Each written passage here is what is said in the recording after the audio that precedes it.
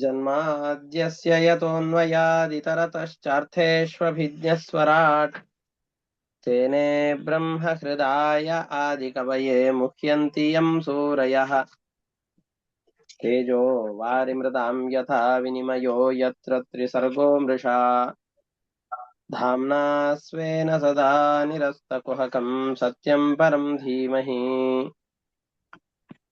निगमकल्पतरोर्गलितं फलं सुखमुखादमृतद्रवसंयुतम् पिबत भागवतं रसमालयं मुहुरहो रसिकाः भुवि भावुकाः दारिद्र्यदुःखज्वरदाहितानां मायापिशाची परिमर्दितानां संसारसिन्धौ परिपातितानां क्षेमाय वै भागवतं प्रगर्जति साङ्केत्यं पारिहास्यं वा स्तोभं हेलनमेव वा वैकुण्ठनामग्रहणम् अशेषाघहरं विदुः ಶ್ರೀಗುರುಭ್ಯೋ ನಮಃ ಹರಿ ಓಂ. ಭಾಗವತದ 9ನೇ ಸ್ಕಂದದ 8ನೇ ಅಧ್ಯಾಯದ ಭಾವಾರ್ಥವನ್ನ ನಾವು ಹಿಂದಿನ ಪಾಠದಲ್ಲಿ ನಾವು ಗಮನಿಸಿದ್ದೇವೆ. ಮುಂದಿನ ಪಾಠದ ವಿವರಣೆಯನ್ನ ನೋಡ್ತಾ ಹೋಗೋಣ. ಇದರಲ್ಲಿಯೂ ರಾಮ ಸೀತೆಯನ್ನ ಪರಿತ್ಯಾಗ ಮಾಡಿದಂತಹ ವಿಷಯವೂ ಬರುತ್ತೆ.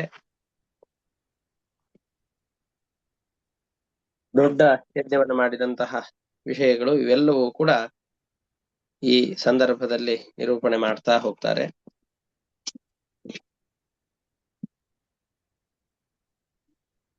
ಸುಖಮುನಿಗಳು ರಾಮ ಹಿಂದೆ ತನ್ನ ಬಾಲ್ಯದ ವಯಸ್ಸಿನಲ್ಲಿ ಗುರುಕುಲದಲ್ಲಿ ಅಧ್ಯಯನ ಮಾಡಿದವನು.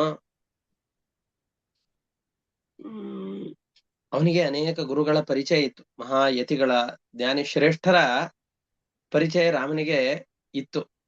ಅವ ಅನೇಕ ಜನ ಜ್ಞಾನಿಗಳ ಸಂಪರ್ಕದಿಂದಾಗಿ ಉತ್ತಮವಾದಂತಹ ಅಧ್ಯಯನವನ್ನು ನಡೆಸಿ ಬಂದವನು. ಆದ್ದರಿಂದ ಹೇಗೆ ಯಜ್ಞ ಯಾಗಾದಿಗಳನ್ನು ಮಾಡಬೇಕು ಅಂತ ತಿಳಿದುಕೊಂಡವ. ಅನೇಕ ಋತ್ವಿಜರ ಪುರೋಹಿತರ ಸಂಪರ್ಕ ಇದ್ದವನವನು. ಅವನು ತನ್ನನ್ನು ತಾನೇ ಆರಾಧನೆ ಮಾಡ್ತಾ ಇದ್ದಾನೆ. ರಾಮದೇವರನ್ನ ಆರಾಧನೆ ಮಾಡಿದ ಅಂದ್ರೆ ಏನರ್ಥ? ರಾಮ ತನ್ನನ್ನು ತಾನೇ ಪೂಜೆ ಅರ್ಚನೆಗಳಿಂದಾಗಿ ಆರಾಧನೆಯಿಂದಾಗಿ ಪೂಜಿಸಿಕೊಳ್ತಾ ಇದ್ದಾನೆ ಅಂತ. ಯಾರನ್ನು ಪೂಜಿಸಿಕೊಳ್ಬೇಕು? ದೇವರು ಪೂಜಿಸಿಕೊಳ್ಳೋದು ಅಂತಾದ್ರೆ ತನ್ನನ್ನು ತಾನೇ ಪೂಜಿಸಿಕೊಳ್ಬೇಕಲ್ವಾ? ಅದರಂತೆ ರಾಮನೂ ಕೂಡ ತನ್ನನ್ನು ತಾನೇನೆ ಪೂಜಿಸಿಕೊಳ್ತಾ ಇದ್ದಾನೆ. ಅದರಲ್ಲಿ ಹೇಳ್ತಾರೆ, ಇದು ಈ ತರದ ಕಥೆಗಳೆಲ್ಲ ರಾಮಾಯಣದ ಬಾಲಕಾಂಡದಲ್ಲಿಯೂ ಕೂಡ ವಿಸ್ತಾರವಾಗಿ ಬರುತ್ತೆ. ರಾಮನು ಹುಟ್ಟಬೇಕು ಅನ್ನೋ ಉದ್ದೇಶದಿಂದ ಬಹಳ ವರ್ಷಗಳಿಂದಾಗಿ ಪುತ್ರ ಸಂತಾನವೇ ಇಲ್ಲದೆ ಇರುವಂತಹ ದಶರಥ ಅಶ್ವಮೇಧ ಯಾಗಗಳನ್ನ, ಪುತ್ರ ಕಾಮೇಷ್ಟಿ ಮುಂತಾದಂತಹ ಯಾಗಗಳೆಲ್ಲವನ್ನ ನೆರವೇರಿಸಿ, ಯಾಗವಾದಂತಹ ಯಾಗ ಯಾವ ಸ್ಥಳದಲ್ಲಿ ಆಗತ್ತೋ ಆ ಸಮೀಪದಲ್ಲಿ ಒಂದಿಷ್ಟು ಜಾಗ ಅಂತಿರುತ್ತೆ. ಅದನ್ನ ಪೂರ್ವ, ಪಶ್ಚಿಮ, ಉತ್ತರ, ದಕ್ಷಿಣ ಅಂತ ವಿಭಾಗವನ್ನು ಮಾಡಿ ಆ ಜಾಗವೆಲ್ಲವನ್ನು ಕೂಡ ಆ ಪ್ರದೇಶದಲ್ಲಿದ್ದಂತಹ ಋತ್ವಿಜರು, ಜ್ಞಾನಿಗಳು, ಯತಿಶ್ರೇಷ್ಠರು ಅಂತ ಯಾರಿದ್ದಾರೋ ಅವರು ಎಲ್ಲರಿಗೂ ದಾನ ಮಾಡ್ತಾ ಇದ್ದಾನೆ. ಅಂದ್ರೆ ಯಜ್ಞಶಾಲೆಗೆ ಪ್ರವೇಶ ಮಾಡುವ ಸಂದರ್ಭದಲ್ಲಿ ಎಷ್ಟೆಷ್ಟು ಸಂಪತ್ತುಗಳನ್ನ ತಾನು ಜೊತೆಯಲ್ಲಿ ತೆಗೆದುಕೊಂಡು ಹೋಗಿರ್ತಾನೋ ಅದೆಲ್ಲವನ್ನೂ ದಾನ ಮಾಡ್ತಾನೆ. ಸೀತಾದೇವಿಯು ಕೂಡ ತನ್ನ ಒಡವೆ, ವಸ್ತ್ರಗಳು ಏನೇನಿತ್ತೋ ಅದೆಲ್ಲವನ್ನು ದಾನ ಮಾಡಿ ತನ್ನ ಕುತ್ತಿಗೆಯಲ್ಲಿದ್ದ ಮಂಗಳಸೂತ್ರವನ್ನು ಒಂದನ್ನು ಹೊರತುಪಡಿಸಿ ಏನೇನು ವಸ್ತುಗಳನ್ನ ಯಾಗ ಮಂಟಪಕ್ಕೆ ತೆಗೆದುಕೊಂಡು ಹೋಗಿದ್ರು. ಅಂದ್ರೆ ಹಿಂದಿನ ಕಾಲದಲ್ಲೆಲ್ಲ ಯಾಗ ಮಂಟಪಕ್ಕೆ ತಗೊಂಡು ಹೋಗೋದು ಅಂತಂದ್ರೆ ಬೆಳಿಗ್ಗೆ ಹೋಗಿ ಸಾಯಂಕಾಲ ಬರೋದು ಅಷ್ಟೇ ಅಲ್ಲ. ವರ್ಷಾವಧಿಗಳ ಕಾಲದಲ್ಲಿ ನಡೆಯುವಂತಹ ಯಾಗಗಳು, ರಾಶಿಗಟ್ಟಲೆ ರತ್ನ, ಚಿನ್ನ, ಬಂಗಾರ ಮುಂತಾದವುಗಳ ರಾಶಿಯನ್ನ ಆ ಯಾಗ ಮಂಟಪದಲ್ಲಿ ತಂದು ಸುರಿತಾ ಇದ್ರು. ಹೋಗುವಾಗ ಎಷ್ಟೆಷ್ಟು ಸಂಪತ್ತುಗಳನ್ನು ತಂದಿರ್ತಾರೋ ಯಾವ ಸಂಪತ್ತುಗಳನ್ನು ಉಳಿಸುವ ಹಾಗಿಲ್ಲ. ಎಲ್ಲ ಸಂಪತ್ತುಗಳನ್ನು ಕೂಡ ಅಲ್ಲಿ ಬಂದಂತಹ ಜ್ಞಾನಿಗಳು, ಅತಿಥಿಗಳು ಯಾರಿದ್ದಾರೋ ಇವರೆಲ್ಲರಿಗೂ ಕೊಟ್ಟು ಅದನ್ನ ಖಾಲಿ ಮಾಡ್ಬೇಕು. ಹಾಗೆ ಅದನ್ನ ದಾನ ಮಾಡ್ತಾ ಇದ್ದಾರೆ. ಇಷ್ಟೇ ಅಲ್ಲದೇನೆ ಇನ್ನೊಂದನ್ನು ಹೇಳ್ತಾರೆ. ಯಾವ ವ್ಯಕ್ತಿ ತನಗೆ ಸಿಕ್ಕಿದ್ರಲ್ಲಿ ತೃಪ್ತಿಯನ್ನ ಅನುಭವಿಸುವವನಾಗಿರ್ತಾನೋ, ಇನ್ನೊಬ್ಬರ ಸ್ವತ್ತಿಗೆ ಆಸೆ ಪಡೋದಿಲ್ವೋ, ದೇವರು ತನಗೆ ಎಷ್ಟು ಕೊಟ್ಟಿದ್ದಾನೋ ಅಷ್ಟರಿಂದಲೇನೆ ತೃಪ್ತಿಯನ್ನು ಪಡುವಂತಹ ವ್ಯಕ್ತಿ ಯಾರಿದ್ದಾನೋ ಅವನಿಗೆ ಇಡೀ ಭೂಮಂಡಲವನ್ನ, ಈಗ ದಾನ ಸ್ವೀಕಾರ ಮಾಡೋದು ಅಂತಂದು ಹೇಳಿದ್ರೆ ನಮಗೆ ಸಂಪತ್ತು ಬರುತ್ತೆ ಅಂತ ಮೇಲ್ನೋಟಕ್ಕೆ ಅನಿಸತ್ತೆ. ಬರೀ ಸಂಪತ್ತು ಬರೋದಲ್ಲ, ದಾನ ಕೊಟ್ಟವನ ಪುಣ್ಯ ಪಾಪಗಳನ್ನು ಕೂಡ ನಾವು ತಡೆದುಕೊಳ್ಳುವ ಸಾಮರ್ಥ್ಯವನ್ನು ಪಡಿಬೇಕಾಗತ್ತೆ. ದಾನವನ್ನ ಪಡೆದಂತಹ ವ್ಯಕ್ತಿ ಯಾರಿರ್ತಾನೋ ಅವನಲ್ಲಿ ಅವನ ಕರ್ಮಗಳೇ ಅನುಸರಿಸಿಕೊಂಡು ಬರುತ್ತೆ ಇವನನ್ನ. ಅಂತಹ ಸಂದರ್ಭದಲ್ಲಿ ರಾಮನ ಮುಖಾಂತರವಾಗಿ ಇದು ಎಲ್ಲವನ್ನು ಪಡಿಬೇಕು, ಉತ್ತಮರ ಮುಖಾಂತರವಾಗಿ ಪಡಿಬೇಕು ಅಂದ್ರೆ ಅದಕ್ಕೊಂದು ಯೋಗ್ಯತೆ ಇರಬೇಕು. ರಾಮನ ಕಡೆಯಿಂದಾಗಿ ಇಷ್ಟೆಲ್ಲ ದಾನಾದಿಗಳನ್ನು ಸ್ವೀಕಾರ ಮಾಡುವಾಗ ಅವನಿಗೆ ಹೇಗೆ ಈ ಸಾಮರ್ಥ್ಯ ಬಂತು? ಅವರು ಕೊಟ್ಟಿದ್ದ ಎಲ್ಲವನ್ನೂ ಕೂಡ ಅರಗಿಸಿಕೊಳ್ಳುವ ಸಾಮರ್ಥ್ಯ ಆಗಿನ ಕಾಲದ ಬ್ರಾಹ್ಮಣರಿಗೆ, ಋತ್ವಿಜರಿಗೆ, ಪುರೋಹಿತರಿಗೆ ಇತ್ತು ಅಂತ ಹೇಳಿದರೆ ಇತ್ತು ಅಂತ ಹೇಳ್ತಾರೆ. ಯಾವ ವ್ಯಕ್ತಿ ತಾನು ಮಾಡುವ ಕರ್ಮಗಳಿಗೆ ಇಂತಿಷ್ಟು ಅಂತ ದರವನ್ನ ನಿಗದಿಪಡಿಸದೇನೆ ಯಥಾಲಬ್ಧೇನ ಸಂತೃಪ್ತ, ಭಗವಂತ ಎಷ್ಟು ಕೊಡ್ತಾನೋ ಅದರಿಂದ ಸಂತೃಪ್ತನಾಗಿ ಯಾವ ವ್ಯಕ್ತಿ ಬದುಕಿರ್ತಾನೋ ಅಂತಹ ವ್ಯಕ್ತಿ ಇಡೀ ಭೂಮಂಡಲವನ್ನ ದಾನ ಮಾಡಿದರೂ ಕೂಡ ದಕ್ಕಿಸಿಕೊಳ್ಳುವಂತಹ ಸಾಮರ್ಥ್ಯವನ್ನು ಪಡಿತಾನೆ. ಕೆಲವೊಂದಿಷ್ಟು ಜನ ಹೇಳ್ತಾರೆ, ಊಟಕ್ಕೆ ಕೂತಾಗ ಒಂದು ಕಾಲದಲ್ಲೆಲ್ಲ 20-30 ಉಂಡೆಗಳನ್ನ ಊಟ ಆದ್ಮೇಲೆ ತಿಂತಾ ಇದ್ರು. ಊಟ ಮಾಡಿದ್ದನ್ನ ದಕ್ಕಿಸಿಕೊಳ್ಳುವ ಸಾಮರ್ಥ್ಯ ಅವ್ರಿಗಿತ್ತು, ಅಷ್ಟೆಲ್ಲ ಕೆಲಸ ಮಾಡ್ತಾ ಇದ್ರು ಅಂತ. ಅವ್ರು ತಿಂತಾ ಇದ್ರು ಅಂತ ಅಂದುಕೊಂಡು ನಾವು ತಿಂದ್ಬಿಟ್ವಿ ಅಂತಂದ್ರೆ ಅಜೀರ್ಣ ರೋಗ ಬಂದ್ಬಿಡತ್ತೆ. ಮತ್ತೆ ಹಾಸ್ಪಿಟ್ಲಲ್ಲಿ 5-6 ದಿವಸ ಇರಬೇಕಾಗತ್ತೆ, ಅಡ್ಮಿಟ್ ಆಗ್ಬೇಕಾಗತ್ತೆ. ತಿಂದಿದ್ದನ್ನ ಅರಗಿಸಿಕೊಳ್ಳುವ ಸಾಮರ್ಥ್ಯ ನಮ್ಮಲ್ಲಿ ಇಲ್ಲ. ಆದರೆ ಅವರಿದ್ರಲ್ಲ, ಅವರಿಗೆ ಅಂತಹ ಸಾಮರ್ಥ್ಯ ಇತ್ತು ಅಂತ ಹೇಳ್ತಾರೆ. ಯಾವ ವ್ಯಕ್ತಿಗಳು ಈ ದಾನವನ್ನ ಪಡಿಲಿಕ್ಕೆ ಅಂತ ಬಂದಿದ್ರೋ ಅವರೆಲ್ಲರೂ ಕೂಡ ಎಷ್ಟೇ ರಾಮ ದಾನವನ್ನು ಕೊಡ್ಲಿ, ಯಾರೇ ರಾಜರು ಎಷ್ಟನ್ನೇ ಸಂಪತ್ತುಗಳನ್ನ ದಾನವಾಗಿ ಕೊಡ್ಲಿ, ಅದೆಲ್ಲವನ್ನ ಅರಗಿಸಿಕೊಳ್ಳುವ ಸಾಮರ್ಥ್ಯ ಇತ್ತು. ಯಾಕೆ ಅಂದ್ರೆ ಹಪಹಪಿತನ ಇರ್ಲಿಲ್ಲ, ಅತಿಯಾಶೆ ಅಂತ ಕರೀತಾರಲ್ಲ ಅದು ಇರ್ಲಿಲ್ಲ, ಅತೃಪ್ತಿ ಇರ್ಲಿಲ್ಲ.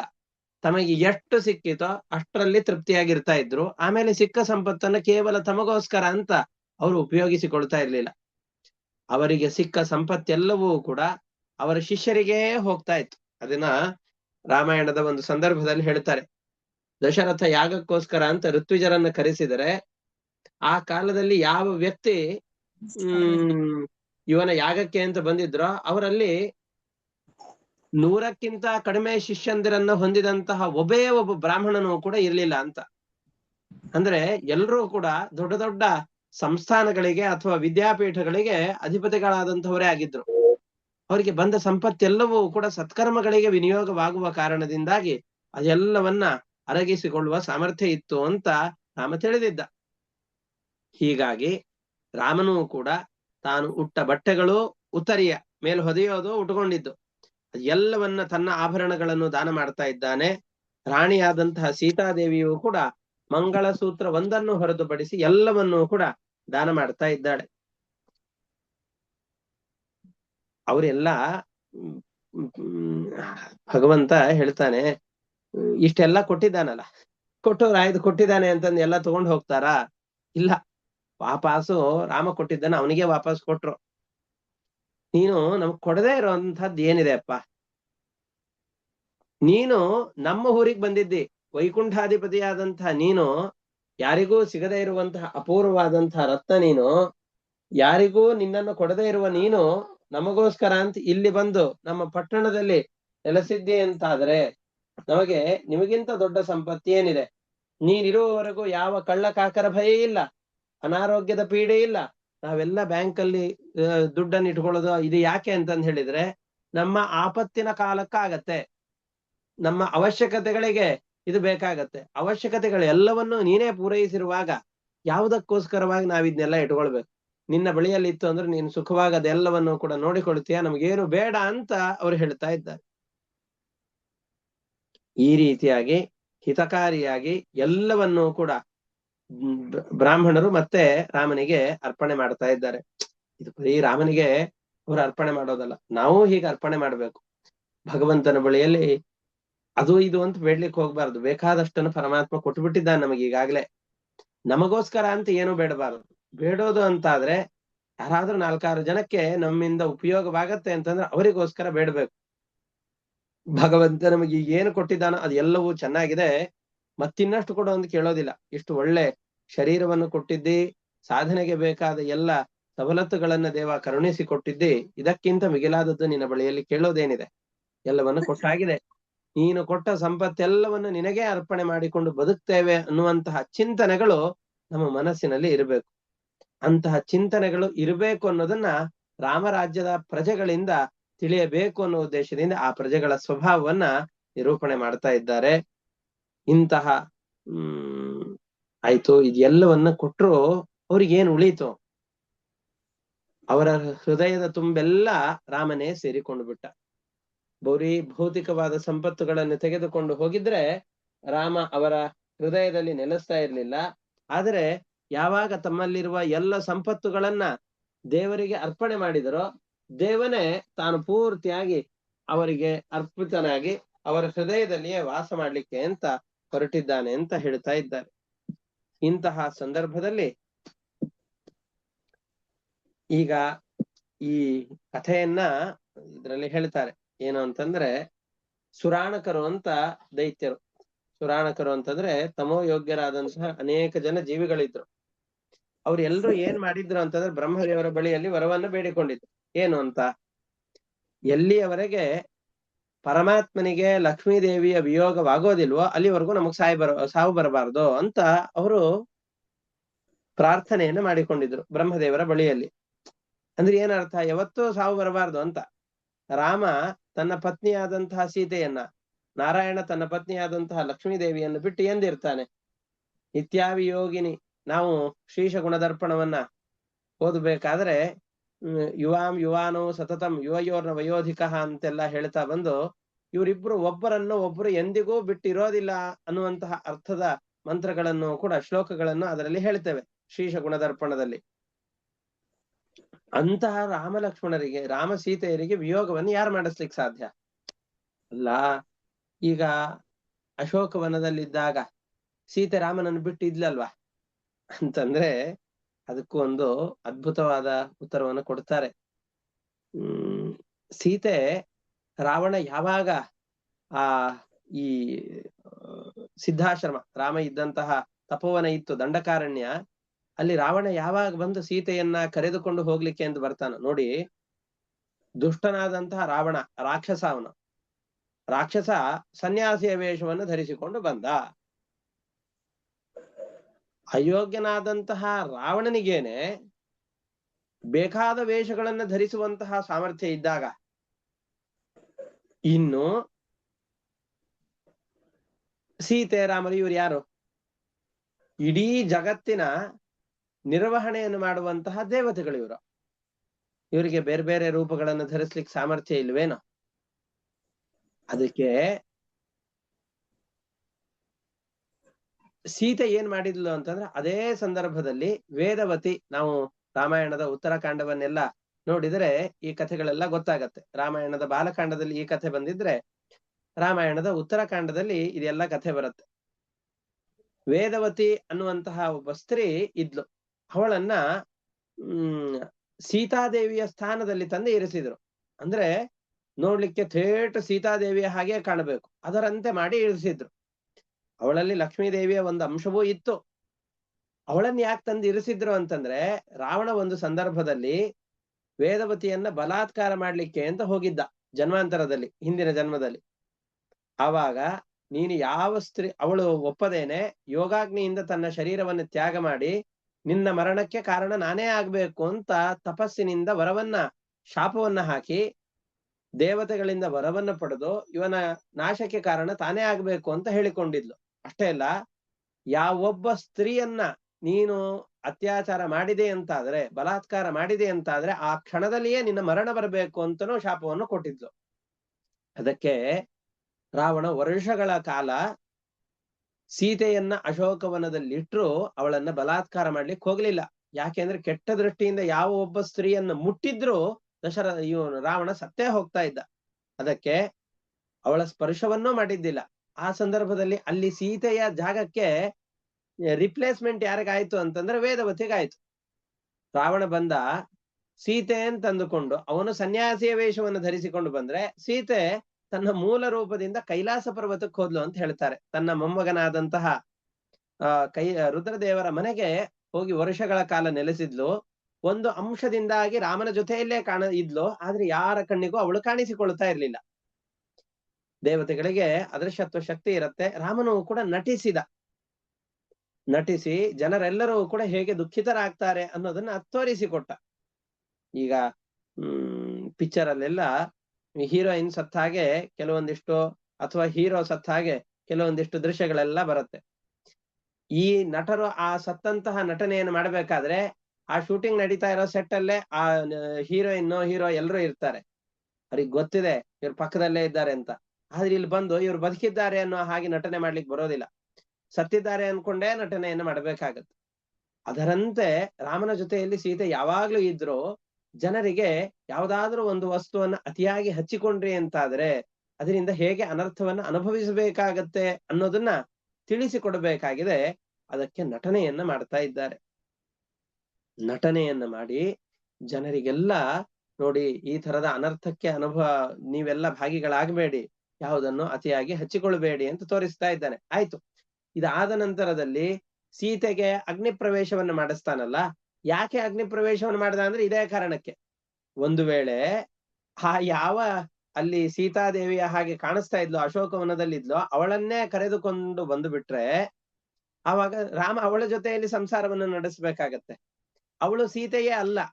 ಅದಕ್ಕೋಸ್ಕರ ಅಗ್ನಿ ಪ್ರವೇಶವನ್ನ ಮಾಡುವ ಮುಖಾಂತರವಾಗಿ ಅಗ್ನಿದೇವರು ಮೂಲ ಸೀತೆಯನ್ನ ಕರೆದು ಮತ್ತೆ ರಾಮನಿಗೆ ಕೊಟ್ಟು ಈ ವೇದವತಿಯನ್ನ ತನ್ನಲ್ಲಿ ಸೆಳೆದುಕೊಂಡ್ರು. ಮತ್ತೆ ಈ ವೇದವತಿಯೇ ನಂತರದಲ್ಲಿ ಶ್ರೀನಿವಾಸನ ಕಲ್ಯಾಣವಾಗುವಾಗ ಪದ್ಮಾವತಿಯಾಗಿ ಪರಮಾತ್ಮನನ್ನ ಮದುವೆ ಆದ್ಲು ಅಂತ ಯಾರನ್ನ ಹೇಳ್ತೇವೋ ಆ ಪದ್ಮಾವತಿಯೇ ಈ ವೇದವತಿ. ಆವಾಗ ರಾಮನನ್ನ ಮದುವೆ ಆಗುವಂತ ಸೀತೆಯೇ ಹೇಳ್ತಾಳೆ, ಯಾಕೆಂದ್ರೆ ನನ್ನ ಬದಲಿಗೆ ಇಷ್ಟು ಕಷ್ಟವನ್ನ ಅವಳು ಅಶೋಕವನದಲ್ಲಿದ್ದು ಅನುಭವಿಸಿದ್ದಾಳೆ, ಅವಳಿಗೆ ಈ ಜನ್ಮದಲ್ಲಿ ಮದುವೆಯಾಗಿ ಅವಳನ್ನು ಉದ್ಧಾರ ಮಾಡು ಅಂತ ಕೇಳಿದಾಗ, ಇಲ್ಲ, ನಾ ಇಡೀ ಜನ್ಮದಲ್ಲಿ ಏಕಪತ್ನಿ ವ್ರತಸ್ಥನಾಗಿದ್ದೇನೆ, ಆ ವ್ರತವನ್ನ ತಿಳಿದು ಪಡೆದು ಜನರಿಗೆಲ್ಲ ಹೇಗೆ ಈ ಜೀವನವನ್ನು ನಡೆಸಬೇಕು ಅಂತ ತೋರಿಸುವವನಿದ್ದೇನೆ. ಹಾಗಾಗಿ ಈ ಜನ್ಮದಲ್ಲಿ ಈ ಅವತಾರದಲ್ಲಿ ಇವಳನ್ನ ಮದುವೆ ಆಗಲಾರೆ. ಮುಂದೆ ಕೃಷ್ಣಾವತಾರದಲ್ಲಿ ಶ್ರೀನಿವಾಸನ ರೂಪವನ್ನು ತಾಳಿ ಆ ಸಂದರ್ಭದಲ್ಲಿ ನಿನ್ನ ಎದುರಿನಲ್ಲಿಯೇನೆ ನಿನ್ನ ಸಮ್ಮುಖದಲ್ಲಿಯೇನೆ ಇವಳನ್ನ ಮದುವೆಯಾಗ್ತೇನೆ ಅಂತ ಹೇಳಿ ಪದ್ಮಾವತಿಯನ್ನ ವೇದವತಿಯಾದವಳು ಪದ್ಮಾವತಿಯಾಗಿ ಹುಟ್ಟಿದಾಗ, ಆಕಾಶರಾಜನ ಮಗಳಾಗಿ ಹುಟ್ಟಿದಾಗ ಪರಮಾತ್ಮ ಅವಳನ್ನು ವಿವಾಹವಾಗ್ತಾನೆ ಅಂತ ಕತೆ ಬಂದಿದೆ. ಅಲ್ಲಿ ಹೇಗೆ ರಾಮನ ವಿಯೋಗ ಸೀತೆಗೆ ಆಗದೇ ಇದ್ರು ಜನರಿಗೆಲ್ಲ ಆ ರೀತಿಯಾಗಿ ಕಂಡಿದೆಯೋ ಅದರಂತೆ ಇಲ್ಲಿಯೂ ಕೂಡ ಸೀತೆಯನ್ನ ಪರಿತ್ಯಾಗ ಮಾಡುವ ನಟನೆಯನ್ನ ರಾಮ ಮಾಡ್ತಾ ಇದ್ದಾನೆ. ಯಾಕೆ ಅಂತಂದ್ ಹೇಳಿದ್ರೆ, ಸುರಾಣಕರು ಅಂತ ಒಂದು ದೈತ್ಯ ಪಂಗಡದವರು, ಮಹಾದುಷ್ಟರು, ಮಹಾ ಕೆಟ್ಟ ಕೆಲಸ ಮಾಡ್ತಾ ಇದ್ರು. ಅವ್ರಿಗೇನು ಅಂತಂದ್ರೆ, ಯಾವುದೋ ಒಬ್ಬ ಅಧಿಕಾರಿಯನ್ನ ಒಲಿಸಿಕೊಂಡು ಇವನ್ ಈ ಪೋಸ್ಟ್ ಅಲ್ಲಿ ಇರೋವರೆಗೂ ನಮಗೆ ಯಾರು ಏನೋ ಮಾಡೋದಿಲ್ಲ ಅನ್ನೋ ತರದ ಒಂದು ಛಾಪನ್ನು ಬೆಳೆಸಿಕೊಂಡು ಎಲ್ಲ ಅನಾಚಾರಗಳನ್ನು ಮಾಡ್ತಾ ಇರ್ತಾರಲ್ಲ. ಅದರಂತೆ ಈ ಸುರಾಣಕರು ಕೂಡ ಎಲ್ಲಿಯವರೆಗೂ ಬ್ರಹ್ಮದೇವರನ್ನು ತಪಸ್ಸು ಮಾಡಿ ಎಲ್ಲಿಯವರೆಗೂ ಪರಮಾತ್ಮನಿಗೆ ಲಕ್ಷ್ಮೀ ದೇವಿಯಿಂದ ವಿಯೋಗವಾಗೋದಿಲ್ವೋ ಅಲ್ಲಿಯವರೆಗೂ ನಾವು ಸಾಯಬಾರ್ದು ಅಂತ ಅಂದುಕೊಳ್ತಾರೆ. ಅದಕ್ಕೆ ವರವನ್ನು ಬೇಡಿದಾಗ ಆಯ್ತು ಅಂತಂದ್ರು. ಇವರೆಲ್ಲ ರಾಮನು ಆ ಸಂದರ್ಭದಲ್ಲಿ ಇವರಿಗೆ ತಮಸ್ಸನ್ನ ಹೊಂದಿಸ್ಬೇಕಲ್ಲ, ಅಯೋಗ್ಯರಾದ ಈ ಜನರಿಗೆ ಯೋಗ್ಯವಾದಂತಹ ಗತಿಯನ್ನ ಕೊಡ್ಬೇಕಲ್ಲ. ಅದಕ್ಕೋಸ್ಕರ ಇವರನ್ನ ತಮಸ್ಸಿಗೆ ಕಳಿಸ್ಬೇಕು ಅಂತ ಜನರೆಲ್ಲ ಏನ್ ಅಭಿಪ್ರಾಯವನ್ನು ಪಡ್ತಾ ಇದ್ದಾರೆ ಅಂತ ರಾಜರ ಈ ವೇಷಗಳನ್ನ ಬದಲಾವಣೆ ಮಾಡಿಕೊಂಡು ಸಾಮಾನ್ಯರಂತೆ ಅಯೋಧ್ಯೆ ಆಯಾಯ ಅವನ ಆಳ್ವಿಕೆಗೆ ಒಳಪಟ್ಟಂತ ಎಲ್ಲ ನಗರದಲ್ಲಿ ಸಂಚಾರ ಮಾಡ್ತಾ ಇದ್ದ. ಸಂಚಾರ ಮಾಡುವ ಸಂದರ್ಭದಲ್ಲಿ ಈ ಕೆಟ್ಟ ಜನ ಇರ್ತಾರಲ್ಲ, ಕೆಲವೊಂದಿಷ್ಟು ಜನ ಉತ್ತಮವಾದ ಆಡಳಿತವನ್ನು ನಡೆಸುವ ವ್ಯಕ್ತಿ ಇದ್ರೂ ಕೂಡ ಅವರಲ್ಲಿ ಕೆಲವೊಂದಿಷ್ಟು ಜನ ಈ ಅವರೆಕಾಳುಗಳಲ್ಲಿ ಕೆಲವೊಂದಿಷ್ಟರಲ್ಲೆಲ್ಲ ಹುಳುಗಳೆಲ್ಲ ಸೇರ್ಕೊಂಡ್ಬಿಟ್ಟಿರತ್ತಲ್ಲ, ಅದ್ ಸೇರ್ಕೊಂಡು ಅವರೆಕಾಳುಗಳೇ ಹೀಗೆ ಬರೀ ಹುಳುಗಳೇ ಇರತ್ತೆ ಅಂತ ಅನ್ನುವ ಭಾವನೆ ಬಂದ್ಬಿಡತ್ತೆ. ಇರೋದು 4. ಅದರಂತೆ ಇಲ್ಲಿಯೂ ಕೂಡ ಮಹಾದುಷ್ಟನಾದವನೇ ಒಂದು ಸುರಾಣಕರು ಒಂದಿಷ್ಟು ಜನ ಇದ್ರು. ಅವ್ರೆಲ್ಲರೂ ಕೂಡ ಕೆಟ್ಟ ಸುದ್ದಿಗಳನ್ನ ಜನರ ಮಧ್ಯದಲ್ಲಿ ಬಿತ್ತುತ್ತಾ ಇದ್ದಾರೆ. ಏನಂತ, 1 ವರ್ಷಗಳ ಕಾಲ ಇವಳು ಅಲ್ಲಿದ್ದಾಳೆ, ಏನೇನಾಗಿದೆಯೋ ಗೊತ್ತಿಲ್ಲ, ಇವಳು ಶುದ್ಧತೆಯ ಬಗ್ಗೆ ಗೊತ್ತಿಲ್ಲ, ಆದರೆ ಇವಳಿಂದ ಜನರೆಲ್ಲರೂ ಕೂಡ ನಮ್ಮ ರಾಮನಿಗೆ ಅವಳ ಮೇಲೆ ಮೋಹ, ಅವಳನ್ನ ಕರೆದುಕೊಂಡು ಬಂದ್ಬಿಟ್ಟಿದ್ದಾನೆ ಅಂತ ಜನರೆಲ್ಲ ಕೆಟ್ಟ ಮಾತುಗಳನ್ನ ಆಡ್ತಾ ಇದ್ದಾರೆ. ಒಂದು, ರಾವಣ ಏನಾದ್ರೂ ಕೆಟ್ಟ ದೃಷ್ಟಿಯಿಂದ ಯಾರನ್ನಾದ್ರೂ ಯಾರೇ ಒಬ್ಬ ಸ್ತ್ರೀಯನ್ನು ಮುಟ್ಟಿದ್ರೂ ಸತ್ತು ಹೋಗ್ತಾ ಇದ್ದ. ಯುದ್ಧ ಮಾಡಿ ಕೊಂದಿದ್ದಾನೆ ಅಂತಂದ್ರೆ ಸೀತೆಯನ್ನ ಕೆಟ್ಟ ದೃಷ್ಟಿಯಲ್ಲಿ ನೋಡಿಲ್ಲ, ಮುಟ್ಟಿಲ್ಲ ಅಂತ ಅರ್ಥ. ಅವಳು ಒಪ್ಪಿಕೊಂಡು ಬರುವವರೆಗೂ ರಾವಣ ಕಾಯ್ತಾ ಇದ್ನೇ ಹೊರತಾಗಿ, ಅವಳನ್ನ ಹೆದರಿಸ್ತಾ ಇದ್ನೇ ಹೊರತಾಗಿ, ತನ್ನಲ್ಲಿ ಅನುರಕ್ತಳಾಗಬೇಕು ಅಂತ ಹೆದರಿಸ್ತಿದ್ದನೇ ಹೊರತಾಗಿ ಅವನು ಎಂದೆಂದಿಗೂ ಕೂಡ ಬಲಾತ್ಕಾರವನ್ನು ಮಾಡ್ಲಿಕ್ಕೆ ಹೋಗ್ಲಿಲ್ಲ. ಅಷ್ಟೇ ಅಲ್ಲದೇನೆ ಇವಳ ಪರಿಶುದ್ಧತೆಯನ್ನ ಪರೀಕ್ಷಿಸುವ ಉದ್ದೇಶದಿಂದಲೇನೆ ಅಲ್ಲಿ ಅಗ್ನಿ ಪ್ರವೇಶವನ್ನು ಕೂಡ ಮಾಡಿಸಿ ಬಿಟ್ಟಿದ್ದಾರೆ. ಹಾಗಾಗಿ ಇವಳ ಪರಿಶುದ್ಧತೆ ವಿಷಯದಲ್ಲಿ ಸಂದೇಹವೇ ಇಲ್ಲ. ಆದರೆ ಇವ್ರಿಗೆಲ್ಲರಿಗೂ ಕೂಡ ಜನರ ಮಧ್ಯದಲ್ಲಿ ಒಂದು ಕೆಟ್ಟ ಯೋಚನೆ ಬಂತು ಅಂತಂದ್ರೆ ಒಳ್ಳೆಯ ವಿಷಯ ಹರಡೋದು ಬಹಳ ಕಷ್ಟ. ಕೆಟ್ಟ ಸುದ್ದಿಗಳೆಲ್ಲವೂ ಕೂಡ ಬೇಗ ಹರಡಿ ಬಿಡತ್ತೆ, ಅದೇ ಮನಸ್ಸಿನಲ್ಲಿ ಗಟ್ಟಿಯಾಗಿ ನೆಲೆ ನಿಂತೂ ಬಿಡತ್ತೆ. ಅದರಂತೆ ಇಲ್ಲಿಯೂ ಕೂಡ ಲೋಕಾಪವಾದಕ್ಕೆ ಈ ತರ ಲೋಕದ ಅಪವಾದ ಬಂದಾಗ ಅದಕ್ಕೆ ಭಯಪಟ್ಟಂತೆ ರಾಮ ತೋರಿಸಿಕೊಂಡು ಸೀತೆಯನ್ನ ಪರಿತ್ಯಾಗ ಮಾಡಿದ. ಸೀತೆಯನ್ನ ಪರಿತ್ಯಾಗ ಮಾಡಿದ ಅಂತಂದ್ರೆ ಅದಕ್ಕೂ ರಾಮಾಯಣದಲ್ಲಿ ತುಂಬಾ ಚೆನ್ನಾಗಿ ಬರೆದಿದ್ದಾರೆ. ಏನು ಅಂತಂದ್ರೆ, ಸೀತೆಯನ್ನು ಪರಿತ್ಯಾಗ ಮಾಡ ಅಂದ್ರೆ ನೀವು ಹೋಗು ಅಂತ ಎಲ್ಲ ಬಿಟ್ಟು ಬರ್ಲಿಲ್ಲ. ಅವನು ಹೋಗು ನಿನ್ ಪಾಡಿಗೆ ನೀವು ಹೋಗು ಅಂತ ಹೇಳಿಲ್ಲ. ಅಷ್ಟೊತ್ತಿಗಾಗಲೇ ಸೀತೆ ಗರ್ಭಿಣಿಯಾಗಿದ್ಲು. ಗರ್ಭಿಣಿಯಾಗಿ ಲವಕುಶರೆಂಬಂತಹ 2 ಶಿಶುಗಳನ್ನ ಗರ್ಭದಲ್ಲಿ ಧರಣೆ ಮಾಡಿಕೊಂಡಿದ್ಲು. ಅಂತಹ ಸಂದರ್ಭದಲ್ಲಿ ರಾಮ ಇವಳನ್ನ ಕಳಿಸುವ ಸಂದರ್ಭದಲ್ಲಿ ಏನ್ ಮಾಡ್ತಾನೆ ಅಂದ್ರೆ, ಲಕ್ಷ್ಮಣನಿಗೆ ಹೇಳಿ ಜಾಗರೂಕತೆಯಿಂದ ಇವಳನ್ನ ವಾಲ್ಮೀಕಿ ಋಷಿಗಳ ಆಶ್ರಮದಲ್ಲಿ ಬಿಟ್ಟು ಬರಬೇಕು ಅಂತ ಹೇಳಿದ. ಯಾರು ಈ ರಾಮಾಯಣವನ್ನ 24,000 ಶ್ಲೋಕಗಳುಳ್ಳ ರಾಮಾಯಣವನ್ನ ಬರೆದಿದ್ದಾರೋ ಅಂತಹ ವಾಲ್ಮೀಕಿ ಋಷಿಗಳ ಆಶ್ರಮದಲ್ಲಿ ಇವಳನ್ನ ಬಿಟ್ಟು ಬರಬೇಕು ಅಂತ ಹೇಳ್ತಾ ಇದ್ದಾರೆ. ಆಯ್ತು ಅಂತಂದು ರಾಮ ವಾಲ್ಮೀಕಿ ಮಹರ್ಷಿಗಳಿಗೆ ಅಲ್ಲಿ ಹೇಳಿ ಈ ಎಲ್ಲ ವೃತ್ತಾಂತವನ್ನ ತಿಳಿಸಿ ಅಲ್ಲಿ ಬಿಟ್ಟು ಬರ್ತಾನೆ. ಇದು ಆದ ನಂತರದಲ್ಲಿ ವಾಲ್ಮೀಕಿ ಮಹರ್ಷಿಗಳ ಆಶ್ರಮದಲ್ಲಿಯೇನೆ ಅವಳಿಗೆ ಪ್ರಸವವೂ ಆಗತ್ತೆ. ವಾಲ್ಮೀಕಿ ಮಹರ್ಷಿಗಳು ಅವರಿಗೆ ನಾಮಕರಣವನ್ನು ಮಾಡ್ತಾರೆ. ಅನೇಕ ಕ್ರಿಯಾಕಲಾಪಗಳನ್ನ ನೆರವೇರಿಸಿ ಲವ ಮತ್ತು ಕುಶ ಎಂಬಂತಹ 2 ಹೆಸರುಗಳನ್ನ ಹೇಳ್ತಾರೆ. ಇದು ಆದ್ಮೇಲೆ ಲಕ್ಷ್ಮಣನಿಗೆ ಯಾರ್ಯಾರ ಮಕ್ಕಳಿದ್ದಾರೆ, ಭರತನಿಗೆ ಎಷ್ಟೆಷ್ಟು ಮಕ್ಕಳಿದ್ದಾರೆ ಅಂತ ಅದನ್ನ ಮುಂದೆ ಎಲ್ಲ ಹೇಳ್ತಾ ಬರ್ತಾರೆ. ಮೊದಲಿಗೆ ಇಷ್ಟು ಶ್ಲೋಕಗಳ ಭಾವಾರ್ಥವನ್ನು ನೋಡೋಣ. ಒಂದು 10-11 ಶ್ಲೋಕಗಳ ಭಾವಾರ್ಥವನ್ನು ಹೇಳಿದ್ದೇನೆ. ಇದೆಲ್ಲ ತುಂಬಾ ಅಪರೂಪವಾದ ರಾಮಾಯಣದಲ್ಲಿ ಬರುವಂತಹ ಅತ್ಯಂತ ಸಂದಿಗ್ಧವಾದ ವಿಷಯಗಳು, ಜಟಿಲವಾದ ವಿಷಯಗಳು. ಜನರ ಪ್ರಶ್ನೆಗೆಲ್ಲ ತುಂಬಾ ಲೋಕದಲ್ಲೆಲ್ಲ ಬಹಳ ಪ್ರಶ್ನೆ ಮಾಡುವ, ರಾಮನ ವ್ಯಕ್ತಿತ್ವವನ್ನ ಸೀತೆಯ ವ್ಯಕ್ತಿತ್ವವನ್ನ ಪ್ರಶ್ನೆ ಮಾಡುವಂತಹ ಸಂದರ್ಭಗಳು, ಅದೆಲ್ಲಕ್ಕೂ ಕೂಡ ವಿಚಾರ ವಿಮರ್ಶೆಗಳನ್ನ ಮಾಡಿದ್ದಾರೆ. ಅದರಲ್ಲಿ ಎಷ್ಟಾಗತ್ತೋ ಅಷ್ಟು ಸ್ವಲ್ಪ ವಿಷಯಗಳನ್ನು ಹೇಳಿದ್ದೇನೆ. ಇನ್ನೂ ಅನೇಕ ವಿಷಯಗಳಿದೆ. ಮುಂದೆ ಎಂದಾದ್ರೂ ರಾಮಾಯಣವನ್ನು ನೋಡುವ ಅವಕಾಶ ನಮಗೆ ಒದಗಿ ಬಂತು ಅಂತಂದ್ರೆ ಆ ಸಂದರ್ಭದಲ್ಲಿ ಇದನ್ನೆಲ್ಲವನ್ನು ವಿಸ್ತಾರವಾಗಿ ಹೇಳುತ್ತೇನೆ. ಈ ಭಾಗವತದ 9ನೇ ಅಧ್ಯಾಯದ 9ನೇ ಸ್ಕಂದದ 1ನೇ ಶ್ಲೋಕ. ಶ್ರೀ ಶುಕ ಉವಾಚ ಭಗವಾನಾತ್ಮನಾತ್ಮಾನಂ ರಾಮ ಉತ್ತಮ ಕಲ್ಪಕೈಃ ಸರ್ವದೇವಮಯಂ ದೇವಂ ಈಜೆ ಆಚಾರ್ಯವಾನ್ಮಖೈಃ. ಉತ್ತಮವಾದ ಗುರುಗಳಿಂದ ಶಿಕ್ಷಣವನ್ನು ಪಡೆದಂತಹ ರಾಮ ಅನೇಕ ಜನ ಋತ್ವಿಜರ ಸಮ್ಮುಖದಲ್ಲಿ ಉತ್ತಮ ಕಲ್ಪದ ಯಜ್ಞ ಯಾಗಾದಿಗಳನ್ನು ಮಾಡ್ತಾ ಇದ್ದಾನೆ. ಇಲ್ಲಿ ಉತ್ತಮವಾದ ಕಲ್ಪದ ಯಜ್ಞ ಯಾಗಾದಿಗಳು ಅಂದ್ರೆ ಏನು, ಅದಕ್ಕೆಲ್ಲ ವಿವರಣೆ ಇದೆ. ಮತ್ತೆ ಮುಂದಿನ ಪಾಠದಲ್ಲಿ ಅದನ್ನ ಹೇಳ್ತೇನೆ. ಉತ್ತಮ ಕಲ್ಪದ್ದು ಅಂತಂದ್ರೆ ಬಂಗಾರದ ವಸ್ತುಗಳು. ಆ ಯಾಗದಲ್ಲಿ ಬಳಸುವಂತಹ ಪ್ರತಿಯೊಂದು ವಸ್ತುಗಳು ಕೂಡ ಬಂಗಾರಮಯವಾದದ್ದು. ಅದರಲ್ಲಿರುವಂತಹ ಯಜಮಾನ, ಯಾಗವನ್ನು ಮಾಡುವ ವ್ಯಕ್ತಿಯೂ ಕೂಡ ಅತ್ಯಂತ ಪರಿಶುದ್ಧನಾದವನು, ಯಜಮಾನಿಯೂ ಕೂಡ ಅಷ್ಟೇ ಪರಿಶುದ್ಧಳಾದವಳು. ಅದಕ್ಕೆ ಯಜ್ಞವನ್ನ ಮಾಡಿಕೊಡ್ಲಿಕ್ಕೆ ಬಂದಂತಹ ಋಷಿಗಳೆಲ್ಲರೂ ಕೂಡ ಪರಮಾತ್ಮನ ಅಪರೋಕ್ಷ ಜ್ಞಾನವನ್ನು ಪಡೆದಂತಹ, ಸಾವಿರಾರು ವರ್ಷಗಳ ಕಾಲ ತಪಸ್ಸಿನಿಂದಾಗಿ ಅಂತಃಕರಣವನ್ನು ಶುದ್ಧ ಮಾಡಿಕೊಂಡು ಕೋಪವನ್ನು ಗೆದ್ದಂತಹ ಮಹಾ ಜ್ಞಾನಿಗಳು. ಅಂಥವರೆಲ್ಲರಿಂದಾಗಿ ನಿರ್ವಹಿಸಲ್ಪಟ್ಟಂತಹ ಯಾಗವನ್ನ, ಉತ್ತಮವಾದ ದಕ್ಷಿಣಗಳಿಂದ ಕೂಡಿದ ಯಾಗವನ್ನ, ಉತ್ತಮವಾದ ಅನ್ನದಾನಗಳಿಂದ ಕೂಡಿದಂತಹ ಯಾಗವನ್ನ ಉತ್ತಮವಾದಂತಹ ಕಲ್ಪದ ಯಾಗಗಳು ಅಂತ ಕರೀತಾರೆ. ಅಂತಹ ಯಾಗಗಳನ್ನ ಮಾಡ್ತಾ ಇದ್ದಾನೆ ರಾಮ. ಯಾಗವನ್ನ ಮಾಡಿದಾಗ ಆ ರಾಜ್ಯದ ಪ್ರಾಣಿ ಪಶು ಪಕ್ಷಿಗಳು ಯಾವ್ಯಾವ್ದಿದ್ದು ಅವು ಎಲ್ಲದಕ್ಕೂ ಕೂಡ ಹೊಟ್ಟೆ ತುಂಬಾ ಆಹಾರ ಈ ಯಜ್ಞದ ಮುಖಾಂತರವಾಗಿ ಹೋಗ್ತಾ ಇತ್ತಂತೆ. ಒಂದು ಕಡೆಯಲ್ಲಿ ಯಜ್ಞ ನಡೀತಾ ಇದ್ರೆ ಇನ್ನೊಂದು ಕಡೆಯಲ್ಲಿ ಅನ್ನ ಸತ್ರಗಳನ್ನ ಏರ್ಪಡಿಸಿ ಪ್ರಾಣಿಗಳು ಪಕ್ಷಿಗಳು ಯಾವ್ಯಾವ ಇವೆಯೋ ಎಲ್ಲದಕ್ಕೂ ಕೂಡ ಹೊಟ್ಟೆ ತುಂಬಾ ಅನ್ನವನ್ನ ಕೊಡ್ತಾ ಇದ್ರು. ಅನ್ನ ಮಖಾವೈ ಯಜ್ಞಾಹ ಅಂತ ಕರೀತಾರೆ. ಯಾಕೆ ಅಂತಂದ್ರೆ ಯಜ್ಞದಲ್ಲಿ ಏನೇ ಆಗು ಹೋಗುಗಳಾಗಬಹುದು, ಸ್ವಲ್ಪ ಏರುಪೇರುಗಳಾಗಬಹುದು, ಮಾಡುವ ಯಜ್ಞ ಯಾಗಾದಿಗಳಲ್ಲಿ ಸ್ವಲ್ಪ ತಪ್ಪುಗಳಾಗಬಹುದು. ಆ ಘಟಿಸಿದ ಎಲ್ಲ ತಪ್ಪುಗಳು ಪರಿಹಾರ ಆಗಬೇಕು ಅಂತಂದ್ರೆ ಬ್ರಾಹ್ಮಣ ಮತ್ತು ಅನೇಕ ಜನರ ಅನ್ನ ಸಂತರ್ಪಣೆ ಅಲ್ಲಿ ನಡಿಬೇಕು.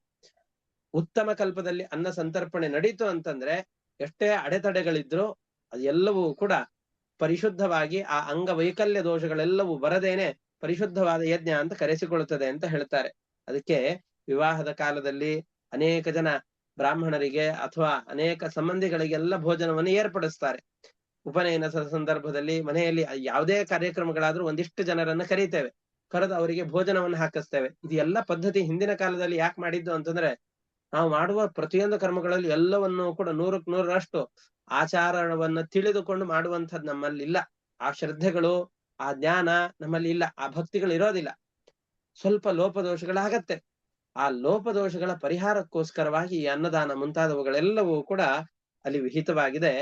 ರಾಮ ಈ ಯಜ್ಞದಲ್ಲಿ ಯಾವ್ಯಾರು ಕೆಲಸವನ್ನು ನಿರ್ವಹಣೆ ಮಾಡಿದ್ದಾರೋ ಅವರಿಗೆಲ್ಲರಿಗೂ ಕೂಡ ಭೂದಾನವನ್ನ ಮಾಡ್ತಾ ಇದ್ದಾನೆ. ಪೂರ್ವ ಪಶ್ಚಿಮ ಉತ್ತರ ದಕ್ಷಿಣ ಎಲ್ಲ ಭಾಗಗಳನ್ನ ಕೊಡ್ತಾ ಇದ್ದಾನೆ.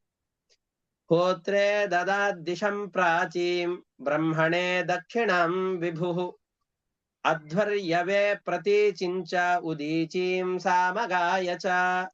ಋಗ್ವೇದದ ಮಂತ್ರಗಳನ್ನು ಹೇಳುವವನಿಗೆ ಪೂರ್ವ ದಿಕ್ಕು, ಯಜುರ್ವೇದದ ಮಂತ್ರಗಳನ್ನು ಹೇಳುವವನಿಗೆ ದಕ್ಷಿಣ ದಿಕ್ಕಿನ ಒಂದಿಷ್ಟು ಭೂಭಾಗಗಳನ್ನ, ಅಧ್ವರ್ಯು ಅಂತಂದ್ರೆ ಯಜ್ಞದಲ್ಲಿ ಕುಳಿತುಕೊಂಡು ಆಹುತಿಗಳನ್ನ ಯಜಮಾನನಿಂದ ಹಾಕಿಸುವ ಪಕ್ಕದಲ್ಲಿ ತಾನೂ ಕುಳಿತುಕೊಂಡು ಹಾಕುವಂತಹ ಅಧ್ವರ್ಯುವಿಗೆ ಒಂದು ಭಾಗದ ಭೂಮಿಯನ್ನ, ಉತ್ತರ ದಿಕ್ಕಿನಲ್ಲಿರುವ ಭೂಮಿಯನ್ನ ಸಾಮಗಾನವನ್ನು ಮಾಡುವಂತಹ ಸಾಮವೇದವನ್ನ ಪಠನ ಮಾಡುವಂತಹ ವ್ಯಕ್ತಿಗೆ ಕೊಡ್ತಾ ಇದ್ದಾರೆ. ನಡುವಿನ ಎಲ್ಲ ಭೂಭಾಗವನ್ನ ತನ್ನ ಕುಲಗುರುಗಳಾದಂತಹ ವಸಿಷ್ಠರಿಗೆ ದಾನವನ್ನು ಮಾಡ್ತಾ ಇದ್ದಾನೆ. ಅಲ್ಲ, ಇಷ್ಟೆಲ್ಲ ದಾನವನ್ನು ಸ್ವೀಕಾರ ಮಾಡಿದರೆ ಅವನ ಪುಣ್ಯವೆಲ್ಲವೂ ಕೂಡ ಖರಾಸವಾಗಿ ಹೋಗೋದಿಲ್ವಾ? ಯಾರು ದಾನ ಪ್ರತಿಗ್ರಹಾಧಿ ವಿಪ್ರಸ್ಯ ಪುಣ್ಯಹಾನಿ ಪ್ರಜಾಯತೆ. ಯಾರಿಂದಲಾದ್ರೂ ದಾನವನ್ನು ಪಡೆದ್ರು ಅಂತಂದು ಹೇಳಿದ್ರೆ ಗಳಿಸಿದ ಪುಣ್ಯವೆಲ್ಲವೂ ಕೂಡ ನಾಶವಾಗಿ ಹೋಗುತ್ತೆ. ಸೂರ್ಯನ ತಾಪಕ್ಕೆ ಕೆರೆಯಲ್ಲಿರುವ ಸರೋವರದಲ್ಲಿರುವ ನೀರೆಲ್ಲವೂ ಕೂಡ ಆವಿಯಾಗಿ ಹೋಗುವ ಹಾಗೆ ಇನ್ನೊಬ್ಬರಿಂದ ದಾನವನ್ನ ಸ್ವೀಕಾರ ಮಾಡಿದರು ಅಂತಾದ್ರೆ ಅವರಲ್ಲಿರುವ ಎಲ್ಲ ಪುಣ್ಯದ ಸಂಪತ್ತು ಕೂಡ ಕರಗಿ ಹೋಗತ್ತೆ. ಇವರಿಗೆ ಹಾಗಾದ್ರೆ ಪಡೆದರಾಗ ಪುಣ್ಯವೆಲ್ಲವೂ ನಾಶವಾಗ್ಲಿಲ್ಲ ಅಂತಂದ್ರೆ ಆಗೋದಿಲ್ಲ ಅಂತ ಹೇಳ್ತಾರೆ. ಯಾಕೆ ಅಂತಂದ್ರೆ ಜಪಾಧ್ಯಯನ ದಾನಾದ್ಯೈಹಿ ಪುನಃ ಪೂರ್ಣ ಭಾಗ್ಭವೇತ್. ದಾನವನ್ನ ಸ್ವೀಕಾರ ಮಾಡುವ ವ್ಯಕ್ತಿ ಜಪವನ್ನ, ತಪಸ್ಸನ್ನ, ಪಾಠ ಪ್ರವಚನಗಳನ್ನ ಮಾಡ್ತಾ ಇದ್ದಾನೆ ಅಂತಂದ್ರೆ ಮತ್ತೆ ಮಳೆಯಿಂದಾಗಿ ಕೆರೆಗಳೆಲ್ಲವೂ ಕೂಡ ಪೂರ್ಣವಾಗುವ ಹಾಗೆ ಈ ಸತ್ಕರ್ಮಗಳಿಂದಾಗಿ ಮತ್ತೆ ಪುಣ್ಯಗಳನ್ನ ಅಭಿವೃದ್ಧಿ ಮಾಡಿಕೊಳ್ಳುತ್ತಾನೆ. ಈ ಪುಣ್ಯಗಳು ಎಷ್ಟು ಸೋರಿ ಹೋದರೂ ಕೂಡ ಸಮುದ್ರದಲ್ಲಿರುವ ಜಲವನ್ನ ಸೂರ್ಯ ಆವಿಯ ಮುಖಾಂತರವಾಗಿ ಕುಡಿದ್ರು ಸಮುದ್ರದ ನೀರು ಖಾಲಿಯಾಗತ್ತೇನೋ ಅದರಂತೆ ಇವನಲ್ಲಿ ಪುಣ್ಯದ ರಾಶಿ ಬತ್ತೋದಿಲ್ಲ ಅಂತ ಹೇಳ್ತಾರೆ. ಅಂತಹ ವ್ಯಕ್ತಿಗಳಿಗೆ ಇಡೀ ಭೂಮಿಯನ್ನು ದಾನವಾಗಿ ಕೊಟ್ಟರೂ ಕೂಡ ಅವನದನ್ನ ಅರಗಿಸಿಕೊಳ್ಳುವ ತಾಕತ್ತನ್ನ ಪಡೆದಿರ್ತಾನೆ ಅಂತ ತಿಳಿದು ರಾಮ ಇವರಿಗೆ ಹೇರಳವಾದ ದಾನವನ್ನ ಮಾಡ್ತಾ ಇದ್ದಾನೆ. ಉತ್ತರೀಯ ಉಟ್ಟಂತಹ ಪಂಚೆಯನ್ನ ಬಿಟ್ಟು ಎಲ್ಲವನ್ನ ದಾನ ಮಾಡ್ತಾ ಇದ್ದಾನೆ. ಸೀತೆಯು ಕೂಡ ತನ್ನ ಮಾಂಗಲ್ಯ ಸೂತ್ರವೊಂದನ್ನ ಹೊರತುಪಡಿಸಿ ಎಲ್ಲವನ್ನ ದಾನ ಮಾಡ್ತಾ ಇದ್ದಾಳೆ. ಆಚಾರ್ಯಸ್ಯ ದದೌ ಶೇಷಾಂ ಯಾವತಿ ಭೂಸ್ತದಂತರ ಮನ್ಯಮಾನ ಇದಂ ಕೃಷ್ಣಂ ಬ್ರಾಹ್ಮಣೋರ್ಹತಿ ನಿಸ್ಪೃಹ. ನಿಷ್ಕಲ್ಮಶವಾಗಿ ನಿಸ್ಪೃಹತೆಯಿಂದ ಭಗವಂತ ಕೊಟ್ಟಿದ್ದನ್ನ ಇದು ನನ್ನ ಸೌಭಾಗ್ಯ ಅಂತ ತಿಳಿದುಕೊಂಡು ಅನುಭವಿಸುವ ಬ್ರಾಹ್ಮಣನ ಯಾರಿದ್ದಾನೋ ಇಡೀ ಭೂಮಿಯನ್ನ ದಾನವಾಗಿ ಕೊಟ್ಟರು ಅದನ್ನ ಅರಗಿಸುವ ಸಾಮರ್ಥ್ಯ ಇದೆ ಅಂತ ತಿಳಿದಂತಹ ರಾಮ ಎಲ್ಲವನ್ನ ದಾನ ಮಾಡ್ತಾ ಇದ್ದಾರೆ. ಇತ್ಯದಾತ್ ಸ್ವಮಲಂಕಾರಂ ವಾಸೋಭ್ಯಾಂ ಅವಶೇಷಿತ. ತನ್ನ ಉಟ್ಟ ಬಟ್ಟೆಗಳನ್ನು ಹೊರತುಪಡಿಸಿ ಯಾಗಬದ್ಧ ಮಂಟಪಕ್ಕೆ ಎಷ್ಟೆಷ್ಟು ಅದ್ಭುತವಾದ ರತ್ನ, ಚಿನ್ನ, ರತ್ನಗಳು, ಆಭರಣಗಳು ಇವುಗಳೆಲ್ಲದರಿಂದ ಅಲಂಕೃತನಾಗಿ ರಾಮ ಬಂದಿದ್ನೋ ಎಲ್ಲವನ್ನ ದಾನ ಮಾಡ್ತಾ ಇದ್ದಾನೆ. ತಥಾ ರಾಜ್ಞಪಿ ವೈದೇಹಿ ಸೌಮಂಗಲ್ಯಾವಶೇಷಿತ. ಅದೇ ರೀತಿಯಾಗಿ ಸೀತೆಯು ಕೂಡ ಉಟ್ಟ ಬಟ್ಟೆ ಹಾಗೂ ಮಾಂಗಲ್ಯ ಸೂತ್ರ ಇವುಗಳನ್ನು ಹೊರತುಪಡಿಸಿ ಎಲ್ಲವನ್ನ ದಾನ ಮಾಡ್ತಾ ಇದ್ದಾರೆ. ತೇತು ಬ್ರಾಹ್ಮಣ ದೇವಸ್ಯ ವಾತ್ಸಲ್ಯಂ ವೀಕ್ಷ ಸಜ್ಜನಾಃ ಪ್ರೀತಾಃ ಕ್ಲಿನ್ನ ಧಿಯಸ್ತಸ್ಮೈ ಪ್ರತ್ಯರ್ಪೇದಂ ಬಭಾಷಿರೆ ಅಪ್ರತ್ತಂ ನತ್ವಯಾ ಕಿನ್ನು ಭಗವಾನ್ ಭುವನೇಶ್ವರ ಯತೋಂತರ್ಹೃದಿ ಸಂವಿಶ್ಯ ತಮೋಹಂಸಿ ಸ್ವರೋಚಿಷ. ಇವರೆಲ್ಲ ಇಷ್ಟು ಕೊಟ್ಟಾಗ ಆಯ್ತು ಕೊಡಪ್ಪ ಅಂತ ಎಲ್ರೂ ಇಸ್ಕೊಳ್ಳಿಲ್ಲ ಸಂತೋಷಪಟ್ಟು. ಯಾಕೆ ಕೊಡ್ತಾ ಇದ್ದೀರಾಮ? ನನಗೆ ಕೊಡದೇ ಇರುವ ಸಂಪತ್ತು ಯಾವ್ದು ಉಳಿದಿದೆ? ಏನೇನು ಬೇಕೋ ಎಲ್ಲ ಸಂಪತ್ತುಗಳನ್ನು ನೀನು ಕೊಟ್ಟಾಗಿದೆ. ನಿನ್ನಿಂದ ನಾನು ಪಡೆಯಬೇಕಾದದ್ದು ಯಾವುದೂ ಇಲ್ಲ. ಅಷ್ಟೇ ಅಲ್ಲ, ನೀನು ನಮ್ಮ ಹೃದಯದಲ್ಲಿ ನಿಂತು ಮನಸ್ಸಿನಲ್ಲಿರುವ ಎಲ್ಲ ಕಲ್ಮಶಗಳನ್ನು ಓಡಿಸ್ತಾ ಇದ್ದಿ. ಇಷ್ಟು ದೊಡ್ಡ ಉಪಕಾರವನ್ನು ಮಾಡಬೇಕಾದಾಗ ಇಂತಹ ಸಂಪತ್ತುಗಳು ನಮಗೆ ಬೇಡ ಅಂತ ಎಲ್ಲವನ್ನು ರಾಮನಿಗೆ ವಾಪಸ್ಸು ಕೊಡ್ತಾ ಇದ್ದಾರೆ. ನಮೋ ಬ್ರಹ್ಮಣ್ಯ ದೇವಾಯ ರಾಮಾಯ ಕುಂಠಮೇಧಸೆ ಉತ್ತಮ ಶ್ಲೋಕ ಧುರ್ಯಾಯ ನ್ಯಸ್ತ ತನ್ವೇರ್ಪಿತಾಂಘ್ರಯೇ. ನಮ್ಮೆಲ್ಲರಿಗೆ ಹಿತಕಾರಿಯಾದ ಪೂರ್ಣವಾದ ಜ್ಞಾನವುಳ್ಳ ರಾಮನೇ, ನೀನು ಎಲ್ಲ ಯಶಸ್ವಿಗಳಲ್ಲಿ ಶ್ರೇಷ್ಠನಾದವನು. ಎಲ್ಲ ಸರ್ವಸ್ವವನ್ನ ಅರ್ಪಣೆ ಮಾಡುವ ಭಕ್ತರ ಮನಸ್ಸಿನಲ್ಲಿ ನೀನು ನೆಲೆ ನಿಂತು ಬಿಡ್ತೀಯ. ಇಂತಹ ನಿನಗೆ ನಮಸ್ಕಾರ ಅಂತ ಹೇಳಿ, ಇದು ಆದ್ಮೇಲೆ ರಾಮ ಒಂದು ಸಂದರ್ಭದಲ್ಲಿ ಪ್ರಜೆಗಳ ಅಭಿಪ್ರಾಯ ಏನಿದೆ ಅಂತ ತಿಳಿಯುವ ಉದ್ದೇಶದಿಂದ ಗೂಢ ವೇಷದಿಂದಾಗಿ ಸಂಚಾರ ಮಾಡ್ತಾ ಇದ್ದಾನೆ. ಸೀತೆಯ ಬಗ್ಗೆ ಜನರೆಲ್ಲ ತಪ್ಪು ಕಲ್ಪನೆಯನ್ನ ಹೊಂದಿದಂತಹ ಸಂದರ್ಭದಲ್ಲಿ ಸೀತೆಯನ್ನ ವಾಲ್ಮೀಕಿ ಋಷಿಗಳ ಆಶ್ರಮಕ್ಕೆ ಕಳಿಸ್ತಾ ಇದ್ದಾನೆ. ಕದಾಚಿಲ್ ಲೋಕ ಜಿಜ್ಞಾಸು ಗೂಢೋ ರಾತ್ರ್ಯಾಂ ಅಲಕ್ಷಿತಃ ಚರನ್ ವಚೋ ಶೃಣೋದ್ ರಾಮೋ ಭಾರ್ಯಾ ಮುದ್ದಿಶ್ಯ ಕಸ್ಯಚಿತ್. ಯಾರ್ಯಾರೋ ಊರಿನಲ್ಲಿ ಬೀದಿ ದಾಸಯ್ಯಂದರೆಲ್ಲರೂ ಕೂಡ ಸೀತೆಯ ಬಗ್ಗೆ ಕೆಟ್ಟು ಮಾತನ್ನಾಡ್ತಾ ಇದ್ದಾರೆ ಅಂತ ತಿಳಿದು, ನಾಹಂ ಬಿಭರ್ಮಿ ತ್ವಾಂ ದುಷ್ಟಾಂ ಅಸತೀಂ ಪರವೇಶ್ಮಗಾಂ ಸ್ತ್ರೈಣೋ ಹಿ ಬಿಭ್ರಯಾತ್ ಸೀತಾಂ ರಾಮೋ ನಾಹಂ ಭಜೆ ಪುನಃ. ಪರಪುರುಷನ ಮನೆಯಲ್ಲಿ ಇದ್ದು ಬಂದವಳು ನೀನು, ಕಳಂಕಿತಳಾದವಳು, ಪತಿವ್ರತೆ ಅಲ್ಲ ಅಂತ ಜನರೆಲ್ಲರೂ ಹೇಳ್ತಾ ಇದ್ದಾರೆ. ರಾಮ ಇಂತಹ ಸ್ತ್ರೀಯನ್ನ ಹೊಂದಿದ್ದಾನೆ ಅಂತಂದ್ರೆ ರಾಮನು ಸ್ತ್ರೀಲಂಪಟನೆ ಆಗಿರ್ಬೇಕು ಅಂತ ಜನರೆಲ್ಲ ಮಾತನಾಡ್ತಾ ಇದ್ದಾರೆ.